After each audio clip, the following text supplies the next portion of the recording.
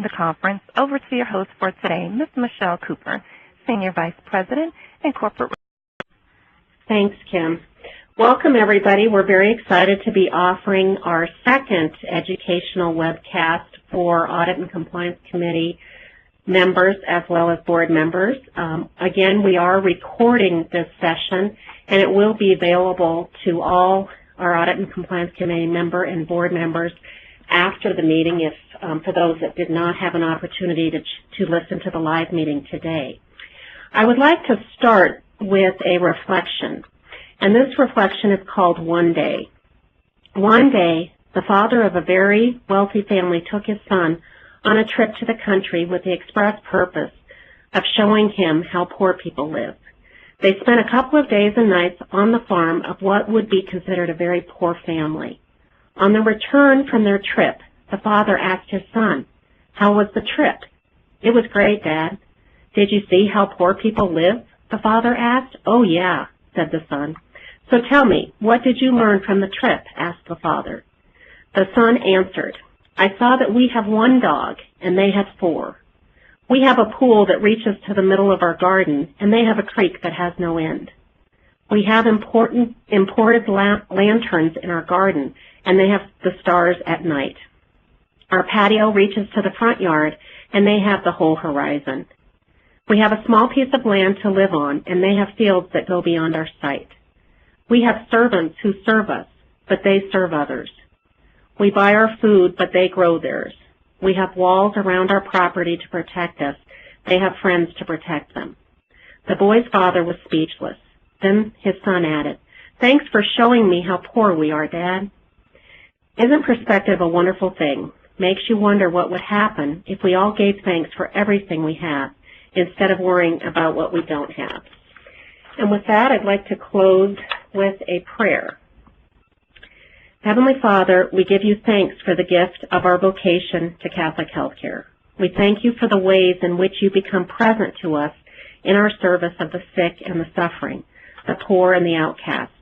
As we gather here, we ask you to be with us as we continue to reflect on this unique vocation and seek to live it more fully in the world. Open our eyes that we may see what you wish us to see. Open our ears that in our dialogue we may hear what you want us to hear. And open our hearts that we may feel as you feel towards those in greatest need of our services. Bless all that we do here in our gathering. May it be a holy work done in your name. We ask this in your name. Amen. Okay, well, I welcome everybody to our webcast again, and I'd like to introduce our 2 speakers. We have Cheryl Rose, who has been with CHI for the past 3 years, serving as our Chief Information Security Officer. Cheryl is responsible for all aspects of IT security, as well as physical security governance and business resilience. Prior to working for CHI, Cheryl spent most of her career in security leadership and consulting roles in the financial services industry, including First Data, Wells Fargo, and PricewaterhouseCoopers. Our second speaker is Lori Richter. Lori is our interim Catholic Health Initiatives Privacy Officer and also the Division Privacy Officer for the Nebraska and Iowa divisions. Lori has worked with Catholic Health Initiatives for over 14 years and has degrees in Health Information Management, Healthcare Administration, and Leadership. So I'd like to welcome both of them, and I will turn it over to Cheryl. Actually, this is Lori. I'll start the presentation today. Thanks, Michelle. Sorry, Lori. No problem. Good afternoon, everyone. As Michelle introduced, I am Lori Richter. I'm the Catholic Health Initiatives National Interim Privacy Officer. One of my passions for the past 14 years and a fundamental principle of healthcare is ensuring the privacy, security, and confidentiality of health information. For today's presentation, Cheryl Rose and I will discuss, and I'm going to review the dot points, the importance of privacy and information security as a board member, important regulations to know, other confidential and sensitive information, examples of privacy concerns, healthcare data breaches, examples of security concerns, and how you can help. We will highlight regulations which have impacted privacy and security at our healthcare organizations over the past decade, for example, since the implementation of the privacy regs in 2003. This includes, like I said, the HIPAA or Health Insurance Portability and Accountability Act of 1996 and the Health Information Technology for Economic and Clinical Health Act, or HITECH. Healthcare organizations continue to face the challenge of maintaining the privacy and security of patient information. This is an effort that we're seeing is growing in complexity as information becomes more and more distributed within our electronic medical record systems. The challenge that we're really seeing, and the challenge of this responsibility, has increased due to the constantly changing legislative and regulatory environment. Next slide, please, Dan. It is important as a board member for you to know about information privacy and security. Board responsibilities include governance and oversight to protect the organizations. Our patients entrust us as organizations, as employees, as users, to maintain the confidentiality and integrity of their information. It is our duty to gain and retain the community's respect, loyalty, and trust to fulfill this responsibility. And I really hold that close to my heart. In addition, security of the information is critical as the landscape has changed with the use of technology, decreasing the amount of handwritten notes, with records and reports moving to electronic formats. As board members, you'll see it's important to understand that patients, employees, and business partners value the privacy and security of their information, placing their trust and their confidence in our organizations to protect it. Healthcare organizations are guardians of patient data, and patients expect us to have that information available to treat them without any delay. That includes integrity of our medical records, so those paper records that we do still have, as well as the electronic records, ensuring that the information is available to those treating them without errors or inaccurate information. This goes the same for the integrity of our non-patient data, such as our employees' files, contracts, and many other items. At the end of this presentation, Cheryl Rose will highlight some of the important questions for you as board members to ask local leadership to obtain an understanding of privacy and security concerns in your healthcare organizations. Next slide, please. The Health Insurance Portability and Accountability Act of 1996, otherwise known as HIPAA, is a federal law imposed on healthcare organizations and was enacted to improve the efficiency and effectiveness of the healthcare system. So in general, HIPAA was really created, I would say, to improve access to health insurance, to protect the privacy of healthcare information, and to promote the standardization of electronic healthcare records to improve and safeguard their use. The HIPAA privacy and HIPAA security rule are intertwined. The privacy rule regulates how we use and disclose protected health information, whether it's spoken, written, or electronic. The rule also provides patients' rights to their protected health information, or their medical and billing records, we also call it, including rights to examine and obtain a copy of their records and to request corrections or amendments if there are any errors that the patients identify within the records. So if you're requesting copies of your medical records, reviewing it and identifying that maybe there's an inaccurate history or medication listed. The security rule really covers entities or us healthcare organizations to implement certain administrative, physical, and technical safeguards to protect that electronic health information. The rule regulates the storage and transmission of that EPHI, or electronic protected health information.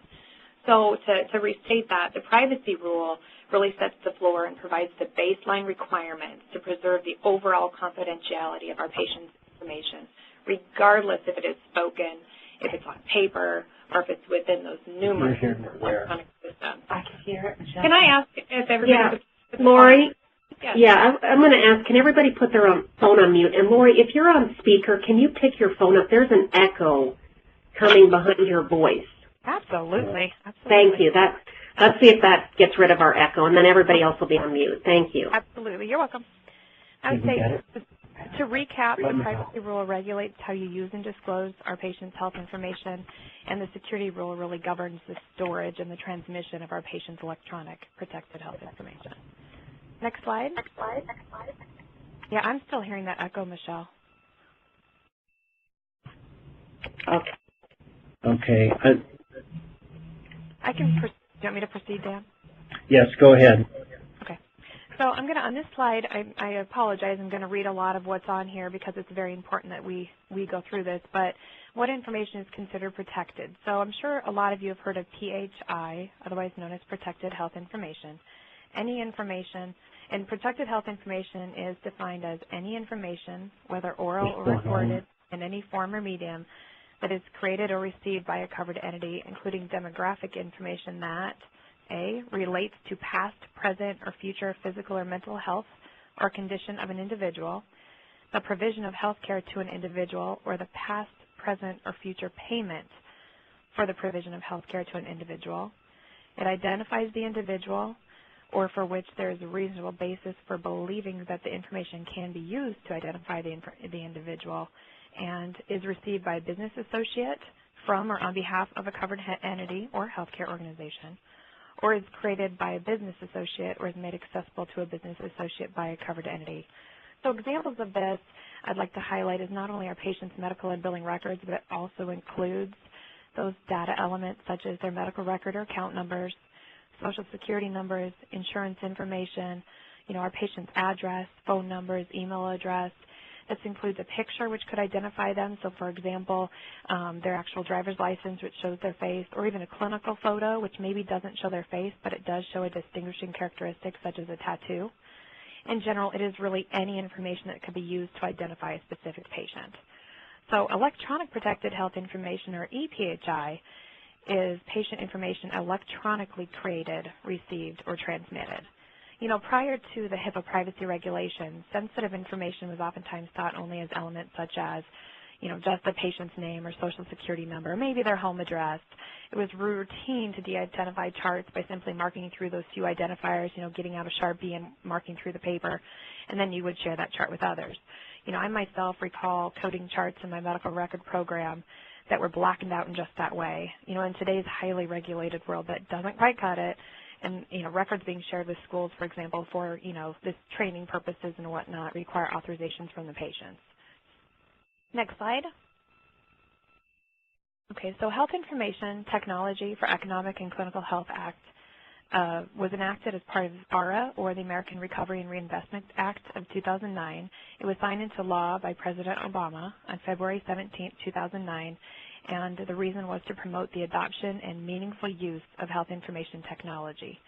The Act, also referred to as the HIPAA Omnibus Rule, it expands the HIPAA privacy and security rules and strengthens protections through extending compliance with HIPAA to business associates and their subcontractors, finalizing breach notification requirements, increasing penalties for noncompliance with the HIPAA regulations, requiring the government to conduct periodic audits of healthcare organizations, and modifying privacy regulations as it relates to marketing, fundraising, and individual rights. Extending compliance with HIPAA to business associates and their subcontractors, formerly privacy and security requirements were imposed on business associates, but it was more via those contractual agreements where us covered entities or healthcare organizations had with them. Under the HITECH Act, those business associates are now directly on the compliance hook, so to say, since they are required to comply with the safeguards contained in that HIPAA security rule. The Act requires business associates to report security breaches to covered entities consistent with the notification requirements. Also, they are now subject to those civil and criminal penalties under HIPAA that us organizations or healthcare organizations that have been under that since 2003. The bottom line really is that business associates and providers will share more of those joint responsibilities than what we had previously. The Act finalizes breach notification requirements as well. So a breach is a privacy or security event resulting in, I'm going to state a couple items here, so unauthorized access, acquisition, use or disclosure of confidential or sensitive information evaluated as causing the individual more than a low probability of harm. So really, as a privacy officer, it's our job to evaluate every privacy incident or event. And if the information was compromised and categorized as a breach of information, it is our responsibility to notify the patient, the government, and in cases which affect more than 500 individuals, the media as well. So for notification to the government with each breach, we go actually physically to the Office for Civil Rights website, and this is in essence calling out to the government or waving our hand in the air, saying exactly what we did, what error occurred, and what we're doing to mitigate the risk from happening in the future. So this report really, as we're on that government or that Office for Civil Rights website, we're actually saying, what changes do we make to our policies to mitigate the risk in the future? What education have we provided to staff? Have we made any changes to technology? And then importantly also, they're wanting to know what kind of corrective actions or education have we provided to our staff. The HITECH Act, it really increases penalties for noncompliance with HIPAA regulations. within the healthcare industry, the view is that HIPAA has not been rigorously enforced in the past. So under high tech, like I stated before, those mandatory penalties are imposed now for willful neglect. Civil penalties for willful neglect are increased under high tech, and they can extend up to $250,000 with repeat or uncorrected violations, extending up to $1.5 million. It seems that legislators appear to be sending a clear message. Organizations have had since 2003, when we implemented the privacy regulations, to apply these privacy rules across their organizations, train our staff, get the right policies and technical requirements in place, and that should have been plenty of time for us to be on point and understand clearly how to comply with the regs. There is no excuse for not complying with the HIPAA or Health Insurance Portability and Accountability Act regulations any longer. Let's see, next slide. So other confidential and sensitive information is personally identifiable information, or PII, and it is defined from the National Institute and Standards of Technology as information that can be used to distinguish or trace an individual's identity, such as name, social security number, date, and place of birth, mother's maiden name or biometric records, any information that is linked or linkable to an individual, such as their medical, educational, financial, or employment information, company confidential information as well, organizational information including employee records, financial information, business associate agreements, and information regarding potential mergers and acquisitions are also, it can impose security risk to the organization. Really, the escalation of security events involving personally identifiable information, or PII, has contributed to the loss of millions of records over the past few years. These incidents can expose individuals to identity theft and fraud. It can expose organizations that lose the data to really lose the public's trust in us and afford us to legal liability and really a large cost at remediating the damage. Healthcare organizations have just a vast amount of sensitive information, like I stated, the employee records, financial records, but there's many, many more. Next slide. Okay, so this is some examples of privacy concerns in healthcare. There are multitudes of these examples that keep us privacy officers up at night and on our toes. We're always working towards identifying ways to administratively and technically decrease the risk for our patients and our organizations. These are the 6 categories I'd like to highlight. Starting at the top is talking. So talking in public areas, talking too loudly, talking to a person without a need to know. So, for us, we're trying to constantly identify those offstage areas or areas where visitors and others without the need for the information did not overhear it. And it can be very difficult to identify those locations. We do not want to hinder handoffs in needed clinical communication at nurses' stations, for example, but we must identify ways to do this without compromising or allowing patient private conversations to be overheard. Sharing, so sharing information on social media such as Facebook. We've grown accustomed in today's day and age of sharing information about our life. Just earlier this month I posted pictures and comments about my children's, Faith and Cooper's, first day back to school on Facebook. People share everything. One thing we caution sharing too many details is about your work day. There is a line to posting, I had a rough day, I'm glad, I have my kids to come home and cuddle, versus I had a rough day. It's always hard to lose a patient to cancer, especially when he was only 8 years old. That reference or those details to the 8-year-old dying of cancer is not appropriate and is not, and is disclosing work-related patient information with those who do not have a work-related need for that information. Even those innocent disclosures can cause distrust of the organization by our patients and our community. The next box is disposing. So improper disposal of paper, mail, films, and other confidential trash. Simply placing confidential information in the regular trash can cause information to be inappropriately disclosed in those trash barrels or city landfills, causing breaches of our patients' data, resulting in identity theft, medical theft, or other inappropriate actions. Once again, distrust could be lost by our community simply by tossing out patient notes in the wrong trash bin. It's an easy human error that can occur that can really cause distrust by our patients and our organization. Using work-related access for non-work-related reasons. An example up here says using your computer access to review your spouse's test results. Employees needing copies of their medical information or family members' information must follow the same process that any patient would follow. So, training for our staff teaches them they must contact the medical records departments for authorization forms and the same access process as patients. So using work-related access can compromise the integrity of the data and circumvent policies and needed safeguards that we do have in place. And not verifying, it's one that does keep us up at night trying to figure out how to work through these. And it's misdirected faxes, mail that goes to the wrong place, email that goes to the wrong place. Human errors are inevitable, but having proper practices in place, such as utilizing pre-programmed fax numbers or double-checking all numbers before dialing, can really decrease that instance of misdialing. Sending a fax to the wrong location can cause an inappropriate disclosure and breach of patient data, can also disrupt the regular flow of clinical care, and that's huge.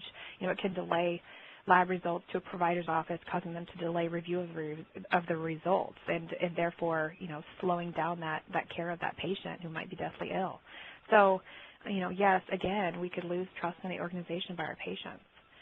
Securing, so leaving workstations unattended, leaving documents unsecure. When I train new staff or users within our organization, I remind them, not to share their passwords. I often explain the analogy of the checkbook. So, how many would, how could I say, how would you feel comfortable, I guess? Could you grab your checkbook, just sign blank checks, and leave them out and available to your coworkers? I don't know if you guys would like to do that, but I definitely wouldn't. I mean, I trust my coworkers, but there's a line. I don't know if I want to have, blank checks sitting around, not even just for them, but for any visitors or others that could possibly walk by. So, in that same way, we should never leave workstations or applications logged in or unattended. It really just causes vulnerability to that patient information without, with a paper trail or an audit trail back to the user who initially signed in. Just like the bank who you would expect to pay for items purchased with your signed check authenticated by you. Remember, you signed that check and left that checkbook out. The organization, our entities, expects accountability back to the user who is logged into the computer for any access that was completed under that login. So just trust in the organization and our security practices could be lost by the community if we allow this as an acceptable practice. Cheryl Rose, Chief Information Security Officer, will now discuss further details regarding healthcare data breaches, examples of security concerns as well. She will also outline how you as board members can help our organization stay in compliance with these regulations. Cheryl. Thanks, Lori. Hello, everyone. Like Lori said, I'm Cheryl Rose. I'm going to spend the next few minutes and the next couple of slides really starting to tie together what Lori has talked about from a privacy and a regulatory perspective and put some line of sight more from a overall healthcare perspective as it relates to data breaches, and then tie into some of the things that those data breaches relate to from a security perspective. So most of us are aware and have seen in the news particularly breaches from the financial services markets that have gone on for years. And I think what's interesting is when you start to really look into what's been public around healthcare breaches and what the statistics look like. So I'm not going to read this slide, but I'm going to bring up a couple key points. When we're looking at healthcare breaches specifically, as of 2013 to date, there's been 1.4 million records breached.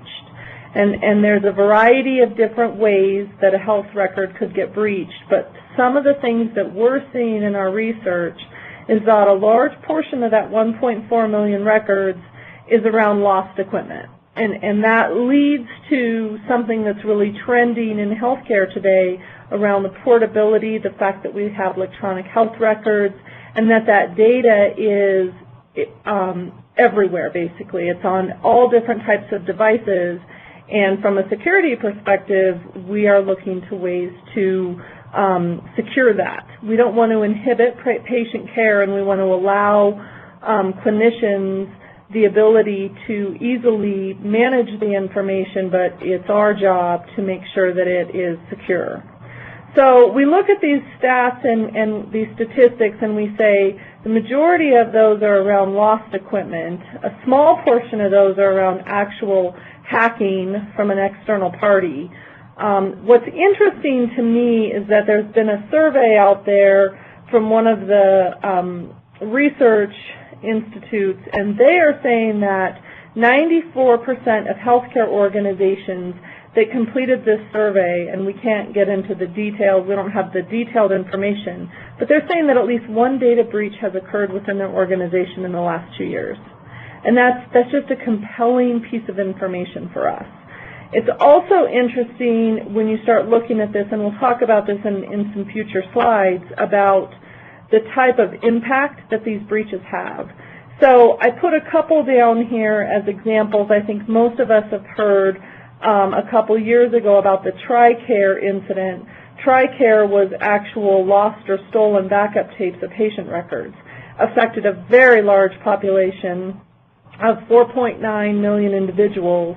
What's very interesting is from a settlement perspective, it's upwards of $5 billion right now with a class action filed lawsuit.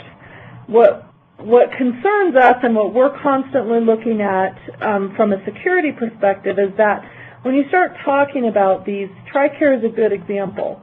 It's not that it was necessarily stolen, it's also that they can't locate it and they can't get good assurance as to where the data is.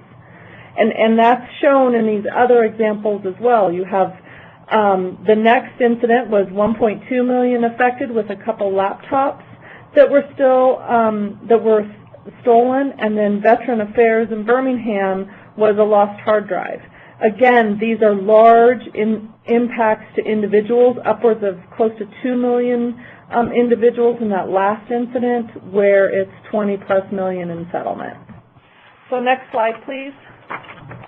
What this data is really telling us is that when you look at things like lost and whatnot, it's really around focusing on user awareness. And I always say that, to me, when you look at security, we've had security awareness training and security campaigns and messaging that go out frequently, consistently, have for years.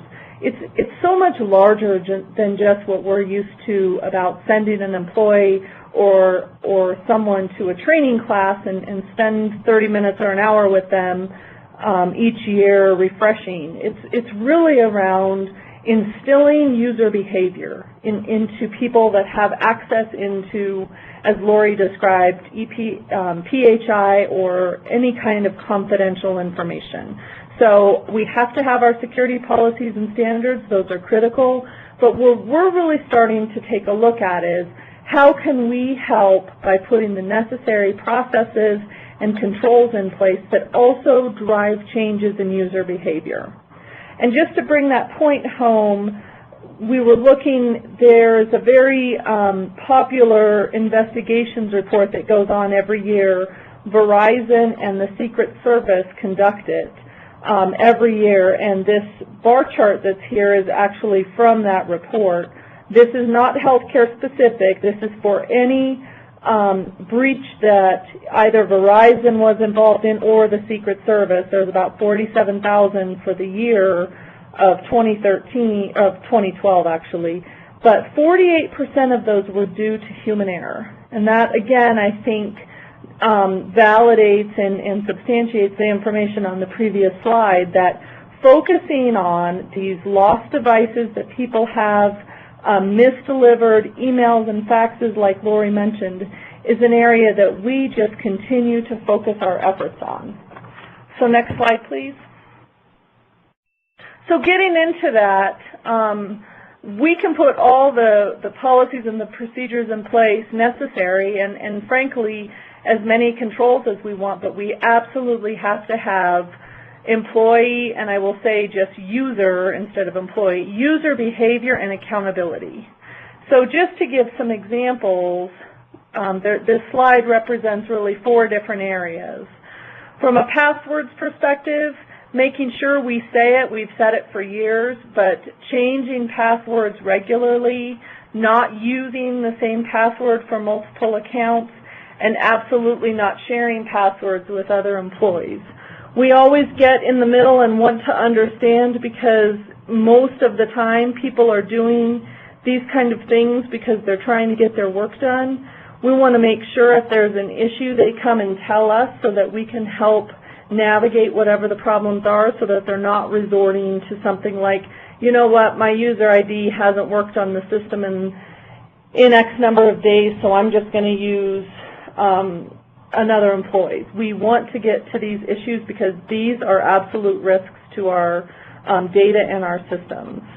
Mobile devices, you can't talk about healthcare and the many changes that are going on in the healthcare industry without having a conversation around the introduction of mobile devices. We do not in any way from a security perspective want to prohibit the use of. We want to manage and secure the use of. So a lot goes into this area, a lot of activity of people wanting to use flash drives, or also called USB drives, and losing them, not having them appropriately encrypted. Also connecting to the company network with a personal device and not thinking about what the impact is if that personal device isn't as secure as it should be. You know, again, carrying that data, whether it's on a USB drive or a flash drive or your smartphone or your iPad, and then leaving that device unattended or losing it in a taxi. I think what's important is there's a lot that we can do from a security perspective to put good, strong controls in place, but there's always the next thing that may happen. So what we want to make sure is that users understand the risk and users have an understanding of the data that they're holding and putting the proper precautions around it. And then networks, I think everybody gets used to this, walking into their local Starbucks with your work laptop as an example and just assuming that connecting to the Starbucks wireless network is okay and safe. There is risks around that and people need to be aware. And then the physical data component, and I mentioned that before, but that's, you know, carrying all these devices that may have a significant amount of confidential and PHI information on them, or failing to shred paper documents, having your information carried around in a briefcase and losing it again. So, you know, what we are looking at right now is just the focus on the fact that data is absolutely everywhere. We need to manage that and expect that. One thing I'll mention is we talked about mobile devices and we've talked about workstations, but we are also taking some strong approach around medical equipment. There is a significant amount of medical devices that are in facilities today that have the capability to store PHI, and in some cases store ePHI for a significant amount of time and large quantities of it. We want to make sure that that equipment is as protected as a workstation that's sitting on the floor right next to it. Next slide, please. So you look at the slide a couple slides ago, and you talk about the cost of a data breach, and of course there's the obvious costs, the financial impacts from the penalties and the fines. There's the potential litigation component. There's also a huge reputation risk and potential damage to the organization and where we go, as well as potential patient safety issues. So when we look at data breaches and the risk of those, we are looking at a variety of different risks to the organization, not just the one that usually hits the news around how much it's going to cost to remediate. A little bit, and these numbers can change a little bit year over year, but I think what's getting very interesting and is that when you talk about, in particular, a healthcare data breach in 2013 is upwards of $240 a record. So you start looking at some of those very large numbers of 1 million, 2 million individual records, that number gets large really quick. That has a larger cost per record than all the other industries combined of $194 a record, and I'm going to talk about why we think that is trending upward for healthcare.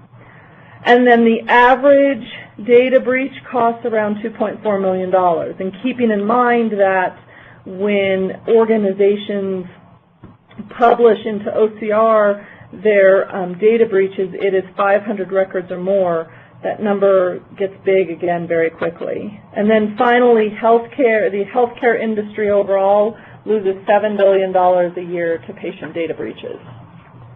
Next slide, please. So let's talk a little bit about the value of a medical record. We talk a lot about what we'll call it the quote-unquote black market. If you think about a financial services breach, a bank has an impact, has a hacking incident, and they've lost X number of records. If you are an impacted individual in that scenario, your bank will stop that credit card, will change your credit card number, and you will be off and made whole from a financial perspective as your bank deals with the long-term impact. Right now, let's just keep with the hacker example, those hackers will sell that information that they have captured. They'll sell it on this underground market, and right now, Social Security numbers, they get about $3 a Social Security number, upwards of $1.50 for a credit card number. Medical record data, and this is something that absolutely keeps security and privacy individuals up at night, medical record data right now is about $50 per record. There's a couple reasons for that. The primary reason is the amount of use you can get from one stolen medical record. You can, a couple things we listed here, you can submit false or inflated medical claims, you can potentially buy prescriptions, you can pay for treatment. They have many times, often, just as much financial information in a medical record that there is in any other type of financial record. So you usually are getting everything within that one record, and therefore the costs on the black market are significantly higher than in others. So I think what's important is, when we look at this, lost records have patient impact. Not only is it going to damage someone's personal financial situation, but it also could have long-term impact from an identity theft perspective versus when your credit card company just goes and gets you a new credit card. So we look at this just as much that we need to protect this information. It's just as much focused on patients and patient care that the actual care is that we need to protect this information. So next slide, please. So I have a similar slide that Lori had, just to go through a few, sum up a few examples from a security perspective and some of the concerns. So starting at the top with transferring, again, it's to really instill in the users of, is it necessary to be transferring files between work and personal computers? Are you thinking before you are sending emails to personal accounts with what information is in that email? Sharing, I've said it and so did Lori, sharing passwords, sharing access.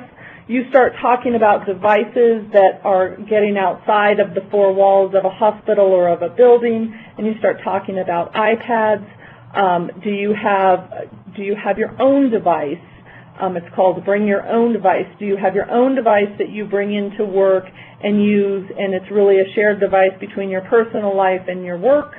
And do you have other people on that device? Are your kids getting on there and playing Angry Birds, and then you go to work with the same device and you're caring for patients? There's a fine line on what we do and what we intend to do with that device and how we put the necessary controls around it. Disposing, ensuring that the information that we have is disposed properly. That could be anything from how we dispose of our laptops to the tapes that we use in our computer systems, as well as mobile devices. Making sure that we know what information is on that device before we assume that it's going to get disposed of securely. And then using is unauthorized application use or misuse of corporate devices. So again, just tying back with some of the sharing is, What are you actually using the device for, and what is the information on it? Not verifying. This one we talk about all the time, and that is people that want to gain information and potentially negatively impact, whether it's through a hacking episode or trying to gain information, they're just getting smarter because we're getting smarter, and so they will do things like send emails with links in them. They will send strange emails that you may not know what it is, but the hopes is that you respond to it, so it helps them gather more intel around the situation. So our statement is always, when in doubt, do not respond to emails and text messages that you are not aware of who sent it to you. And then finally, with securing, and this I've said the whole presentation, is the importance of our mobile world and making sure that we are securing that information that's on those devices. And I think most importantly is we put the necessary controls from a security perspective on these devices, but as an end user, from a user behavior perspective, to just continue to be aware of the data you have and always make sure you're thinking about what you have that you're walking around with. Next slide, please. So to really sum up what Lori and I have presented is, how can you help to be aware of privacy violations, of security incidents, of the status of the HIPAA compliance, or any current events that may be going on within your region. Get to know your privacy and security officers. We have people across the U.S. that support these functions, and get to know them. Ask questions like, has the organization had any data breaches in the last year? What education are we providing to medical staff, specifically around privacy and security? How many employees are being disciplined for privacy and security violations? So there's a lot of questions to start asking at a very high level that can really start to paint the landscape, if you will, of the current state of privacy and security within your region. So with that, I think I will turn it back over to Kim to see if we have any questions. Ladies and gentlemen, if you have a question, please press star 1 and immediately record your first and last name followed by the pound key. To ensure your question is registered, you must record your name. Please press star 1 and record your name followed by the pound key to begin.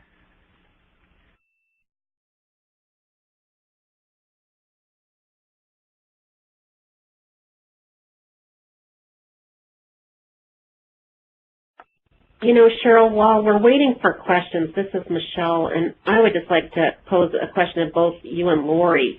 Given that, especially, Cheryl, you used to serve on our Audit and Compliance Committee before you joined CHI a few years back, and if you were to think about what keeps you up most at night with regards to privacy and security, from a fiduciary standpoint, if you could pinpoint that, what would it be for you? Sure, Michelle. I would say that for me, we have a very constant changing environment, and we need to keep on top of all of those changes, whether it's on how we conduct the business and the workflows that go on within a clinic or a hospital day to day, or through our merger and acquisitions. I mean, scale doesn't really matter. There's just a lot of change.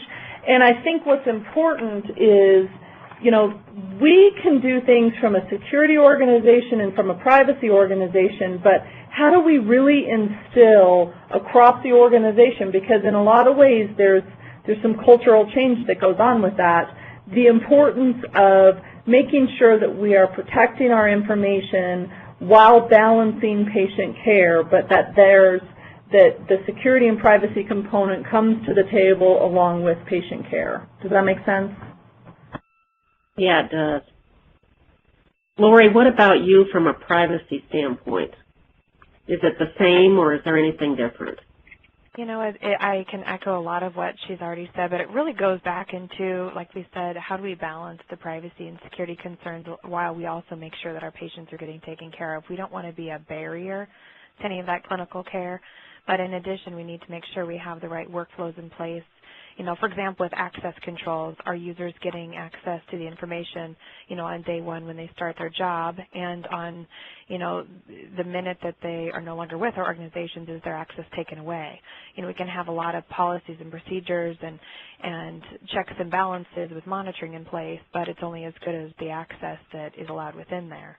You know, also I think it's, you know, how much with practices and education that we're providing to our employees, it's still only as good as what gets in front of them. And, you know, it's that day-to-day, kind of like I brought up on that Facebook example earlier. You know, they're so ingrained, I think, nowadays, you know, and Cheryl brought up too, it's bring your own device. Everybody's looking at their cell phone all the time, or we're sharing so many details and information via Facebook and texting and Twitter and all of that, and making sure that the two worlds don't mesh. So, you know, yes, it's, I think from the organizational standpoint, it's the access controls and the workflows and ensuring we're not hindering patient care, and we're at the table to help them know that right balance.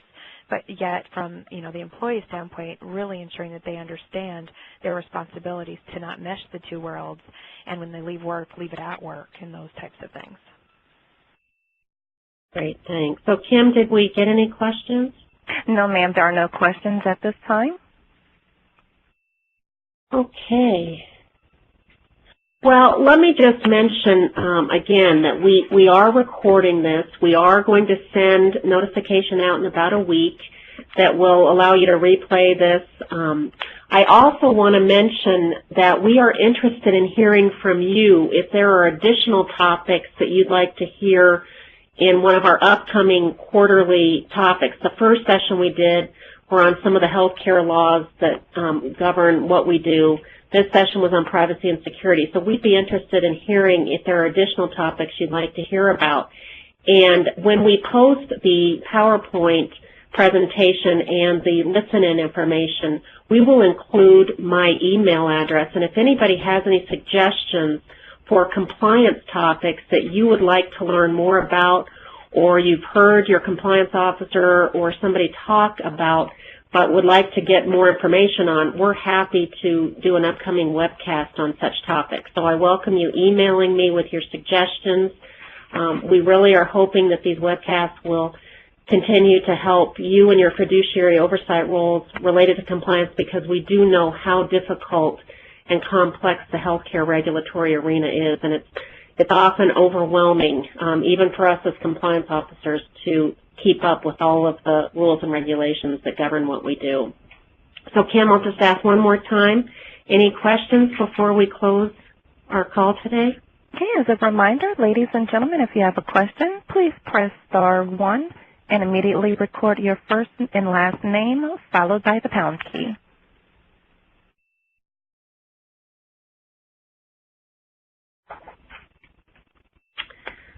Okay, well, thank you for your time, and you will be getting additional information soon about future webcasts, and also regarding how to listen to this if you'd like to share it with others that share in your role. Thank you so much for your time today. Ladies and gentlemen, that concludes today's conference. Thank you for your participation. You may now disconnect. Have a great day.